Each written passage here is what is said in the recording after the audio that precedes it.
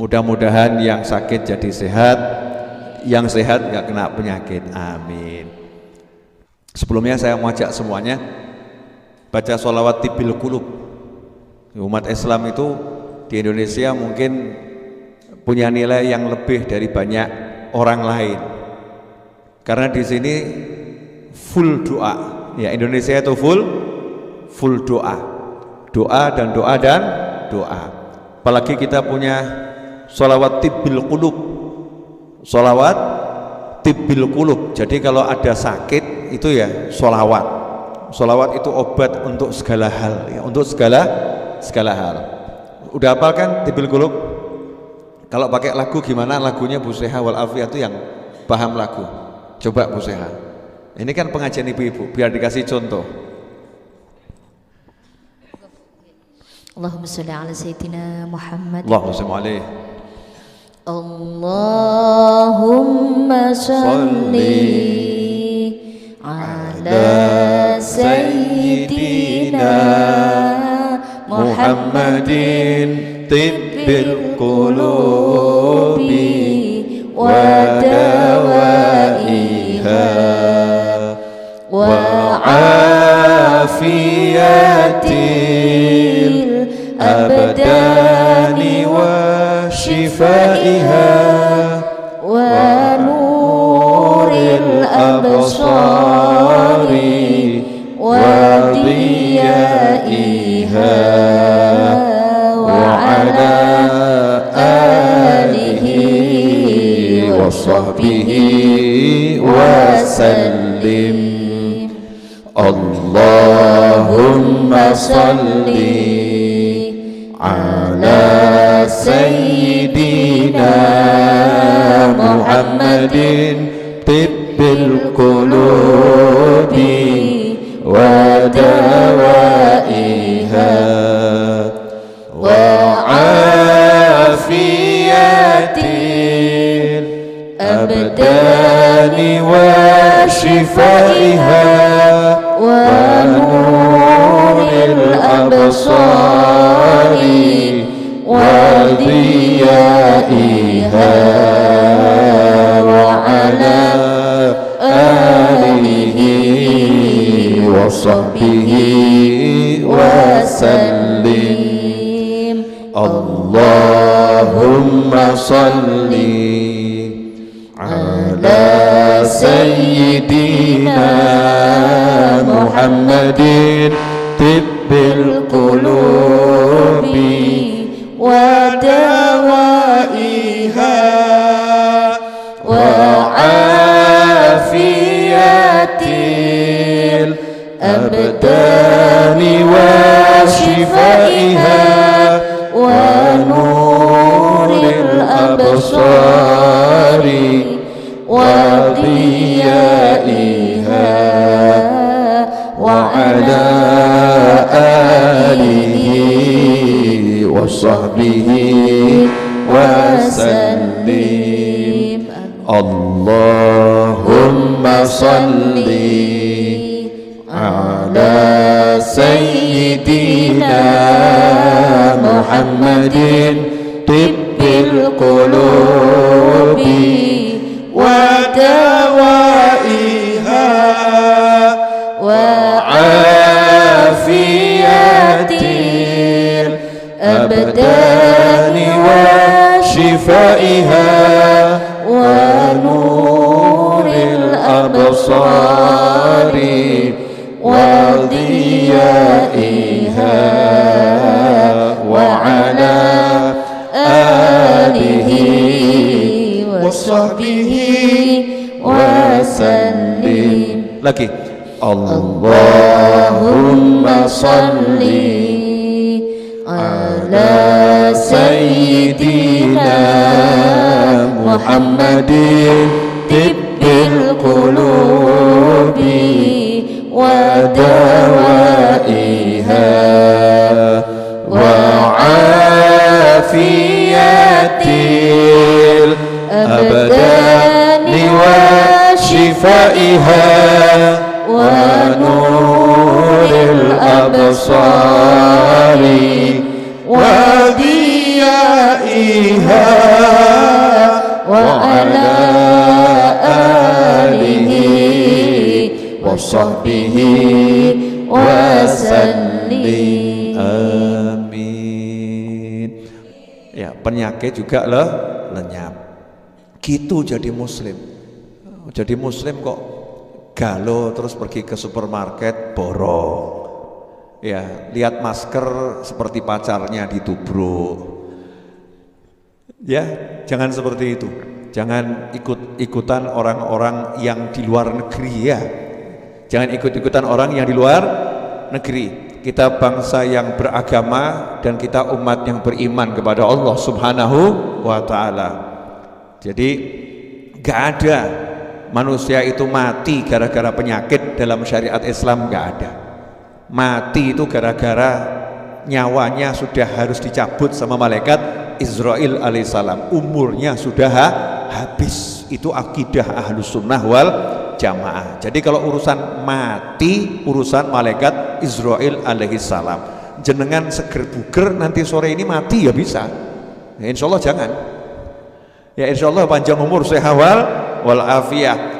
Ada yang udah tergeletak di rumah sakit, kata dokter nggak ada harapan, dokternya mati duluan.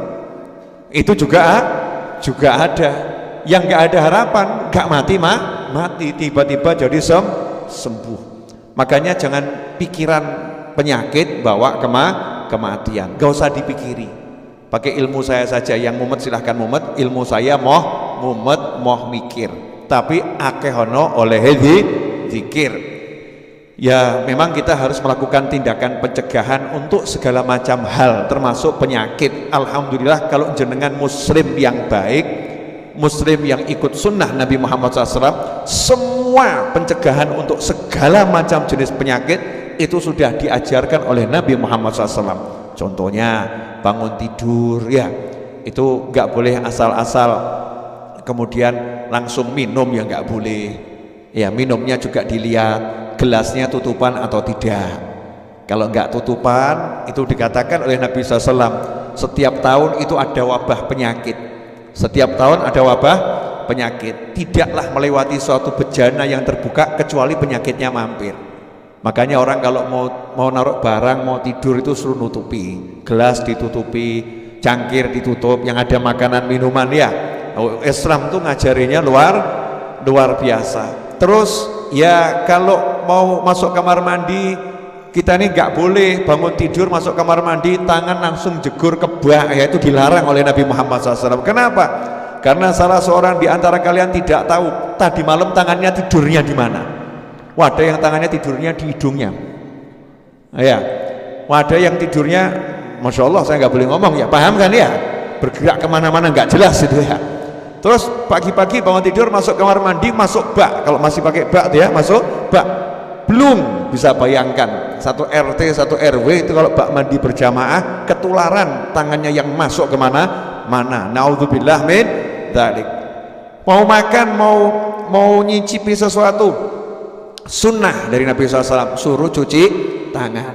Bahkan dikatakan dalam sebuah riwayat, meskipun lemah, orang kalau mau makan cuci tangan dijauhkan dari kefakiran. Jadi resep sugih. Kenapa? Oh, sehat.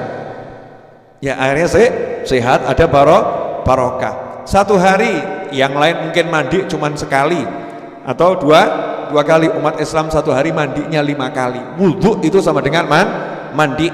Karena orang kalau wudhu disuruh menyempurnakan sesempurna mungkin. Batasannya memang rukunnya, kalau bakso siku sampai tangan sampai siku suruh lebihkan sedikit, tapi kalau mau dimaksimalkan itu lebih bagus, betul kan ya? Kemudian menyiram kaki itu rukunnya sampai mata kaki lebihkan dikit. Kalau mau sampai pupu ya, mau sampai paha itu lebih bagus ya. Kemudian telinga ya, bahkan ada riwayat juga leher. Semua anggota tubuh ini kena kecuali cuman yang tertutup di sini, dada ya, dada ke bawah. Sehingga yang semua interaksi dengan manusia yang terbuka ini oleh Islam sehari minimal 5 kali harus dibersihkan. Makanya umat yang paling bersih insya Allah umat yang mau ikut Nabi Muhammad sallallahu alaihi wasallam. An-nadzafatu minal iman. Makanya kalau Indonesia ini umat Islamnya betul-betul semakin bagus, penyakit itu minggat dengan sendirinya. Mau masuk itu bingung penyakitnya. Kau nak sing tak ambiri ya. Yang mau diambiri tidak ada penyakit yang aneh-aneh. Makanya jangan bingung sama corona dan kawan-kawannya. Apapun itu namanya. Mati adalah takdir, menjaga kesehatan adalah kewajiban, melaksanakan syariat Islam mutlak harus kita lakukan dengan segala kemampuan yang kita bisa. Maka kita akan hidup di bangsa dengan damai, nikmat, rukun, ayem, tentrem, sehat wal afiah. Amin Allahumma amin. Ikhwani rahimakumullah, pemirsa dimanapun Anda berada, maka saya ajak semuanya mulai sore hari ini dengungkan sholawat tibil qulub di musola, di langgar, di masjid, di majelis taklim, Bu Seha wal Afiyah dan teman-temannya ya, sebelum mulai ngaji, setelah mulai ngaji tibil qulub ini disemarakkan ya, disemarakkan biar anak-anak kita semua pada hafal, apalagi ada lagunya yang enak tadi, Allahumma sholli ala sayyidina Muhammadin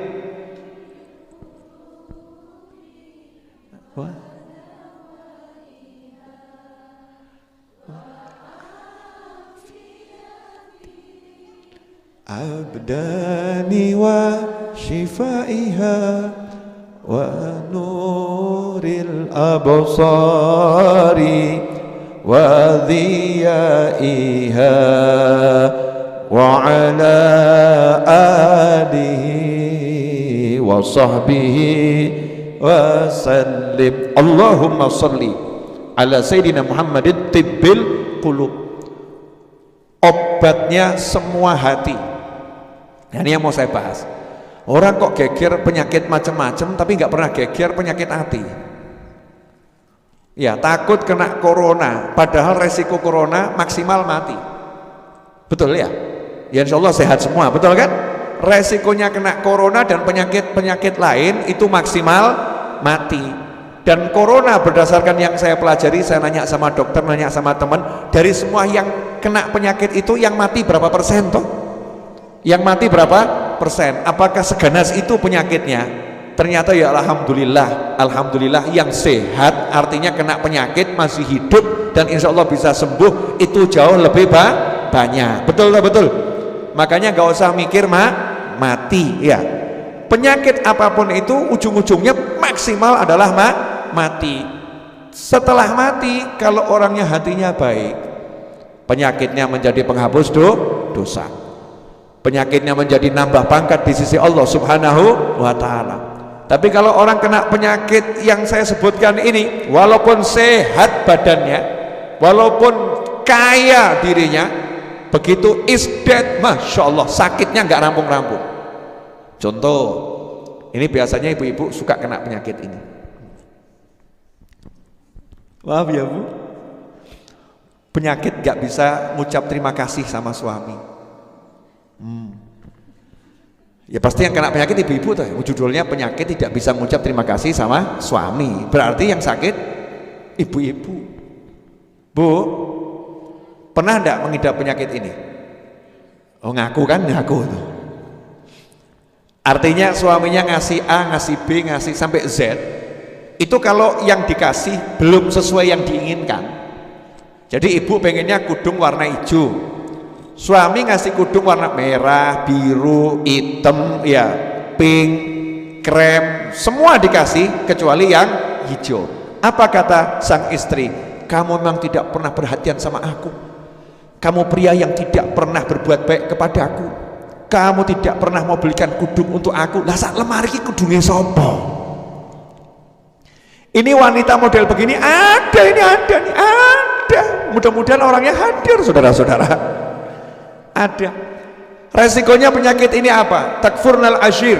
Kamu tidak bisa mengucapkan terima kasih kepada suami yang berbuat baik kepadamu. Resikonya sabda Nabi Muhammad SAW, kebanyakan penghuni neraka itu wanita adalah karena punya penyakit tidak bisa terima kasih pada suami. Ngeri, itu contohnya ya. Tidak bisa terima kasih pada suami. Kemudian penyakit apa lagi? Iri. Penyakit iri ini kita mungkin pernah kena atau lagi ngidam, ya, mengidap penyakit iri. Begitu kena penyakit iri, Masya Allah, hidupnya dunia nggak mungkin bisa bahagia, apalagi akhirat. Karena orang iri itu nggak pernah bisa melihat yang dia punya, selalu lihat punyanya orang lain terus.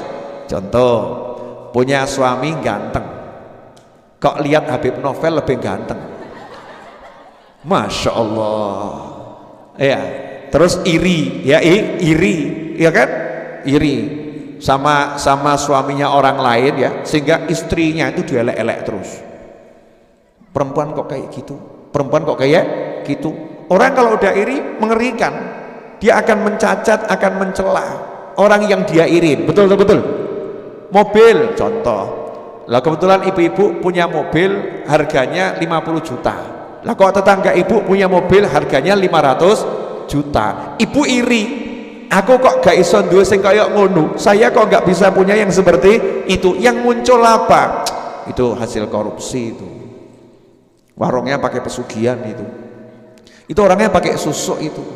Oh, mungkin dia itu pelakor itu, makanya bisa beli mobil seperti itu. Masya Allah, A sampai Z, mulutnya mengeluarkan hal-hal yang naudzubillah min dzalik. Itu kena penyakit iri. Di atasnya iri, lebih ngeri, dengki, ya, dengki. Ada hasad, ada hikid, ya, ada hasad, ada hikid. Kalau hasad itu iri, hikid itu dengki. Dengki itu apa? Dengki itu di atasnya iri, lebih dari iri. Sudah gak seneng orang lain dapat nikmat yang lebih, pengen nikmatnya hilang. Contoh tadi, gitu ya, contoh tadi, lah kok temennya punya suami lebih ganteng, ya, itu iri. Terus plus ditungakno gendang mati. Mudah-mudahan suaminya cepat mati, biar tahu rasanya jadi janda nggak punya suami. Masya Allah, ini perempuan model seperti ini yang iri dengan model apapun tadi, atau mobil, mudah-mudahan mobilnya itu ketiban watu remuk gitu ya, mudah-mudahan masuk ke jurang, ya, naudzubillah min dzalik. Menginginkan nikmat itu lenyap dari orang lain, itu namanya dengki. Bahaya itu. Dengki itu mengerikan, luar biasa. Kemudian penyakit lagi, ini masih saudara semua nih, rata-rata penyakit itu bersaudara.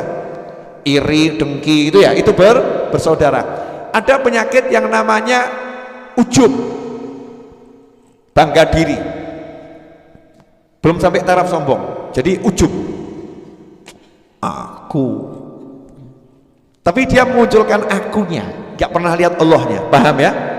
Lihat kemampuan dirinya, saya kok, gak lihat Allah. Kalau gak saya gak bisa, saya, itu namanya ujub. Contoh, ibu pinter masak, ya, kemudian kok nyuguhkan orang, orangnya seneng, nyugi orang, orangnya seneng, enak ya. Terus di hati ibu ngomong,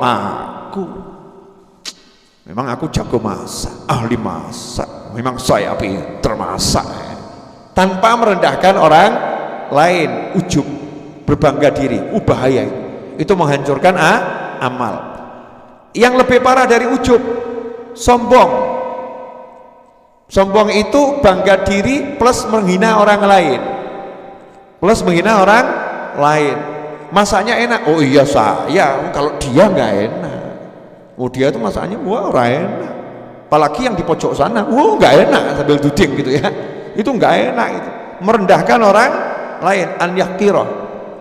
Jadi merendahkan, menghinakan muslim yang lain, itu adalah kesombongan dengan melihat dirinya yang punya kemampuan. Naudzubillah min dzalik.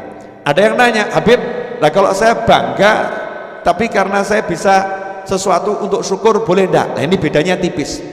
Ada orang yang bangga tapi syukur, kalimatnya lain, masakanmu enak, alhamdulillah saya dikasih Allah kemampuan masak, ya Allah terima kasih, ya, itu ke Allah subhanahu wa ta'ala. Itu yang namanya, kalau kamu dikasih nikmat sama Allah, sebutkanlah, wa amma bi ni'mati rabbika fahaddits. Itu bukan ujub, itu bukan sombong, karena dikembalikan pada Allah subhanahu wa ta'ala dan tidak pernah merendahkan orang lain.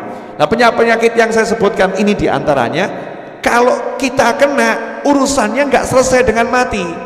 Kalau corona dan kawan-kawannya dengan mati selesai. Tapi kalau penyakit yang saya sebutkan tadi itu mati nggak menyelesaikan, mati baru permulaan. Masya Allah, langsung disambut sama malaikat mungkar wa nakir. Ngerinya luar biasa. Raqib dan Atid memberikan laporan. Nah, Raqib Atid ngasih laporan, mungkar nakir nyambut. Malaikat azab siap ngajar. Itu baru di kuburan.